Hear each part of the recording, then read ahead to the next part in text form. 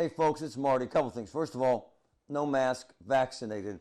And I'm smiling because this may be our most unusual get, Marty. We actually brought someone back to life. Yeah, brought someone back to life. You thought I couldn't do it? That person is right here, my new best friend, Mary Karlovich. Hi, Mary. Hi, how are you? Tell them the story. Tell them what happened. Yeah, so real short, 2018, my husband passed away and I deceased him out of my taxes. I filed my 2019 taxes, and then of course everyone knows there was delays with the COVID, so I wasn't too concerned until I sent it at least 6 times and started getting involved because I mailed it in March, and by September I was like, wait a minute. And I found out that it is something that common happens, that the IRS will decease the spouse the year after the spouse dies. They declared her dead. They declared me dead. And here she is. Every time I dealt with various offices, and they said, oh, yeah, you're okay, resend it. And then I'd give it a couple weeks and a month. And like I said, this has now been 13 months I've been doing this. And I get 2 days off a week, and this is primarily what I do. Well, okay, so we got in the middle of this. She called me and said, no one cares whether I'm dead or alive, but of course we do. And obviously it's tragic that her husband passed. It's even more tragic for her financially because she hasn't had a tax return. We're talking, we're into the second year now. Correct. So I have not filed this year's yet. And what do they owe you from last year?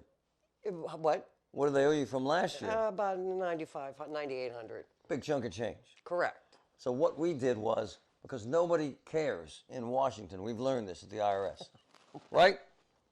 As far as they're concerned, you could remain dead. That is in the Virginia office, the Ogden, Utah office. I have talked to every IRS office. I got some big shot lawyers involved. Then we got Connor Lamb's office involved. Quite frankly, Connor Lamb called you this week and he said, what, you're alive? He said, yes, that they have resurrected me and I am alive. Now, we're laughing about this, but what we found out along the way is don't even think about trying to work with the IRS right now. No one's around. Well, that is the comment that I have been receiving. So, I let it slide for a little bit. The response was, well, no one's working. This is serious. And I talked to what's this agency? The Tax Advocate Office. I talked to Andrew. He literally said, no one's in the office, the IRS. No one's answering the phone, right? And he said he's so busy that he'll call you back in maybe 3 days, right? Well, yeah, our standing, because that's why I couldn't remember when he said we'd call. My standing phone call would be 2 to 3 weeks after I talked to him. This is crazy. Now, this is nothing. She has reams of this. She could write a book. Yeah, that's it over there. The book would be a horror story. But at the end of the day, here's the deal.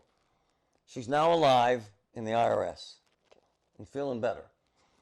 The check, we're told, is in the mail, but it has not arrived in your bank account yet. Correct. But honestly, I've had this happen before. Connor Lamb's folks, the congressman got right in the middle of this. He called you. It was very nice, right? Like I said, everyone. And I worked with DJ and Marcy. Apparently Marcy is the one who's been doing the legwork in Connor Lamb's office. Again, a lovely lady. Here are my notes from when she called. And again, and this Andrew Bingham has been a lovely person. Nice people. Can't get anything done. But can't get anything done. So finally, how long ago did we come here? It's been a couple months. I think I first contacted 6 months. Yeah, I think it was after the new year. So she told me she was dead in January, and here we are bringing her back to life, and we're now into almost May. Correct. But the truth is, she's back on the books again. But this is the difficulty right now in dealing with government or any agency where folks are working remotely. It's hell. Well, then the sort of sore spot for me is that when everyone says, well, no one's working, I work at the Giant Eagle Market District, the biggest grocery store in the chain. Oh, yeah. We're number one. Yes. on a Sunday, especially at the height of the pandemic, because there was no place else to go. They were in our store. Packed because our whatever the capacity was, the 50% was 1,100 people. So you couldn't, that produce, if you ever walked around, you couldn't move. And that's been every day. I work 40 hours a week, and with people coming in on top of me, asking me questions, pulling down their masks, asking this, asking that. It's been... And then the response I get from my government is, well, no one's working. No, this is actually... And then your head explodes. The irony of it. It is the irony of it. And by the way, she's vaccinated too, so we're not in jeopardy here, folks. No. Way So, out, been vaccinated. It's taken this long, more than a year, and fighting the government right now is impossible and ridiculous, but Mary's alive again. Thank you. And looking fantastic. Thank you. And if you need me, email me, getmarty@kdkradio.com. That's getmarty@kdkradio.com. We're making a difference every day. Absolutely. Thank you.